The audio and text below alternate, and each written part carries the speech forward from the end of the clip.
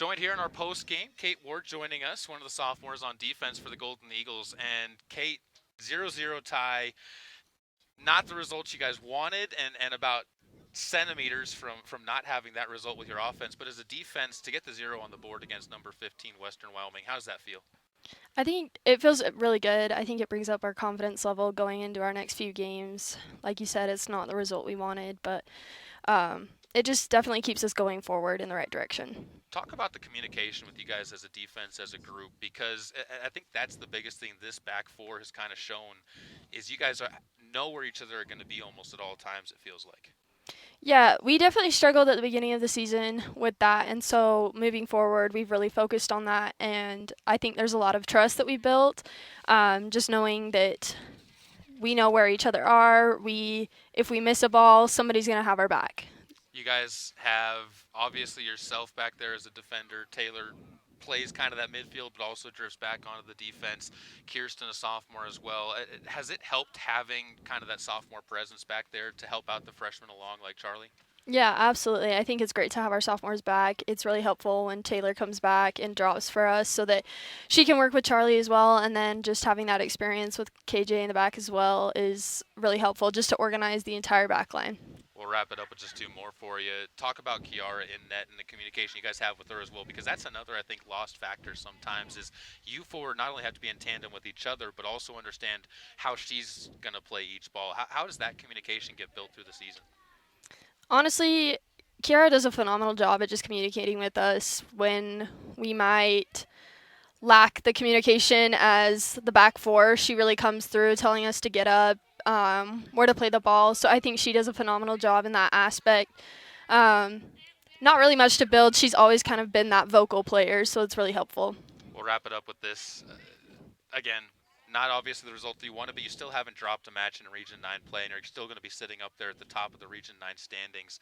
Is that something that you guys are kind of taking some pride in right now of you won the region last year and you're building on that success this year? Yeah, absolutely. I think it also helps to kind of motivate our freshmen too, just to kind of show them that our sophomores aren't going to take it easy. We know what it's like making it to the national tournament, and we're going to do it again. Kayt Ward there after the Golden Eagles pick up a 0-0 draw with number 15 Western Wyoming, and hopefully the Golden Eagles will be heading into those rankings as well. Thanks to Kayt, and we'll have Kjerstin on in just a moment. Kjerstin Bunderson taking a chance to enjoy some of the limelight here as the Golden Eagles finish off a 0-0 draw with Western Wyoming. And Kjerstin, Coach Eldred over there, he came over to me and Lugo and we were trying to decide. He said, I can't choose one of these players in the back row. The defensive four were the stars of this game.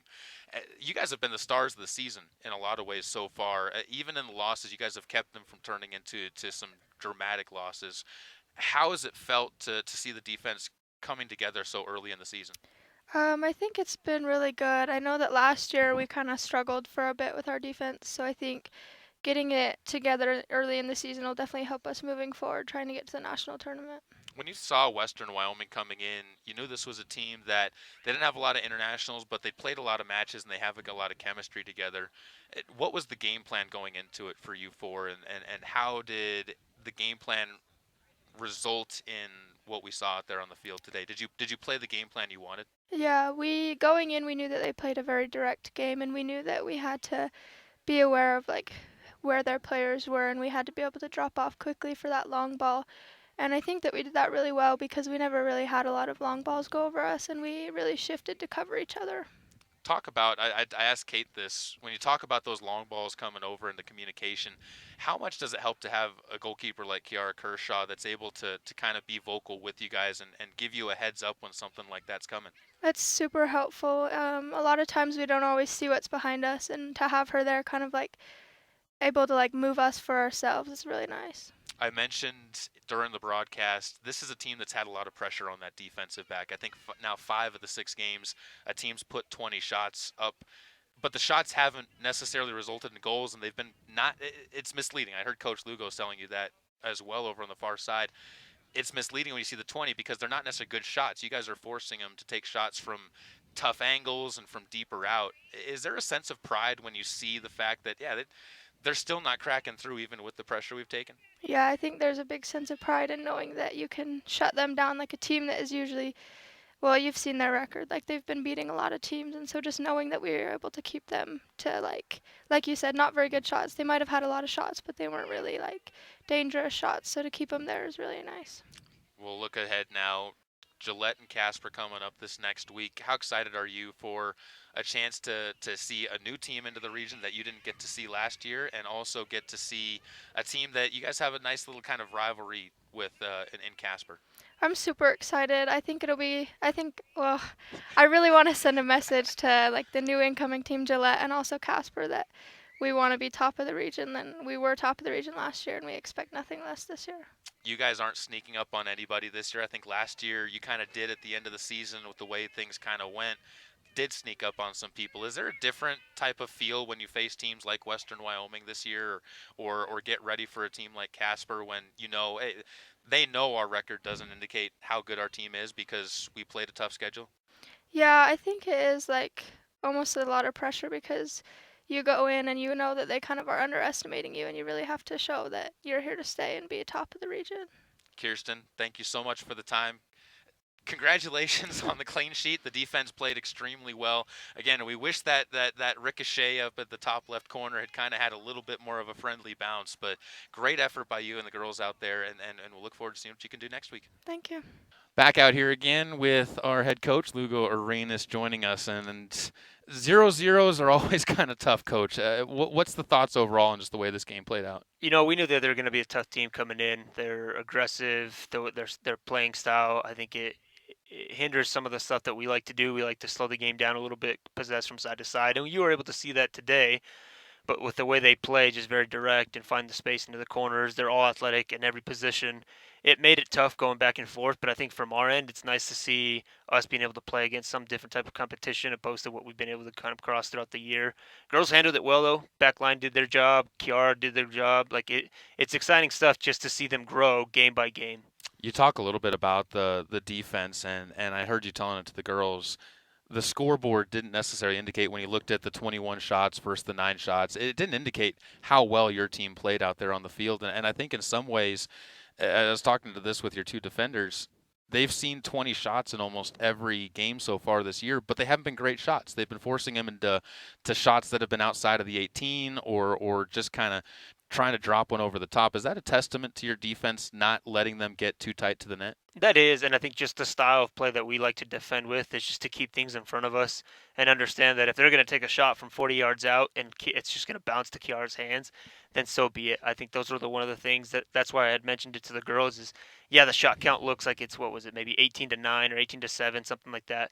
But we hit the post twice. We had a breakaway that got saved, and all of their shots were just in the run of play. It wasn't anything decisive that was a little bit different than us. So they did have majority of the possession throughout the game, or it seemed like maybe they were on their own end. But that's the style of play. I think that for us, we were comfortable with that building out of the back, and it showcased that we were able to create some chances going forward, like those 2 posts that we had hit. When you talk about the quality of shots that you guys take too, that kind of just led into my next question, and that's, are you okay, and has the team kind of become okay with realizing that it's quality over quantity and what you guys are searching for instead of just throwing stuff at a wall and hoping that it sticks? You guys have a plan when you go forward, and sometimes the plan's going to get broken up, but it's going to break through at some point? Spot on. It is that, and I think just what they go through training and then just the mindset that they have is that chances don't always come by every single minute or every single game.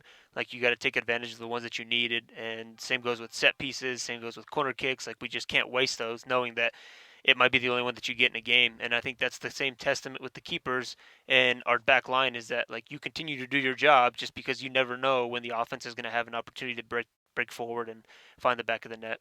Talk a little bit now about the where you guys have positioned yourself. Probably the favorite going into the season was Western Wyoming to end up taking the region. You guys are still going to be ahead of them in the standings. You still haven't dropped or matched in Region 9.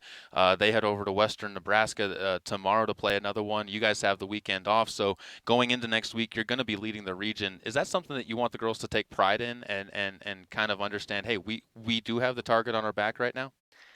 A little bit of both. I think thankfully the way I've kind of approached it is understanding that there's still work to be done, and that regardless of what you've done in the past, everybody has a new season every year, and you're not wrong. Western Wyoming, I think for us, was the team to beat, and knowing that we competed in is hopefully not the last time that we get to see them. And I'm assuming the same thing. They probably want to see us again just because of how great of a game it was. It does position ourselves where we haven't conceded a loss yet. And so 2 wins and a draw, I think, puts ourselves in a good position, knowing that we kind of control our own destiny, especially after a tough game and kind of getting this one out of the way, knowing that we're still trying to stride and looking for that peak towards the end of the year. Wrap it up with this. Gillette and Casper this upcoming week. Casper always a tough contest. Gillette, a lot of unknowns, I think, about that team. What are you looking forward to, and what's practice going to be like this week? The good thing is I think I don't have to control too much. We've got strong leaders in Kiara, Whitney, and Taylor that can kind of get the group in the same mindset that regardless of who we play, we have to stick to our game and do what we do best. So leading into training, like even tomorrow, it's kind of a recovery. We're going on a small little team hike, but I know they enjoy being able to at least see different things that they're able to enjoy, and that's going to be the same stuff throughout the week. Is we have to watch film, fix what we need to, but a lot of that isn't from myself or the staff. It's all on their own buy-in because we can go over things, and if they don't apply it to the game, like they did this time, where at halftime we gave them some instruction, they made all the changes they needed to, and we had stronger opportunities in the second half. So there's no doubt in my mind that they'll continue to do that throughout the rest of the week. Coach, congratulations on it's weird saying congratulations on the draw, the result, but congratulations on not losing to the number 15 team in the country, kind of continuing to build up the reputation of this team as it goes on, and good luck as you guys get ready for next week's games. Appreciate it. Thank you.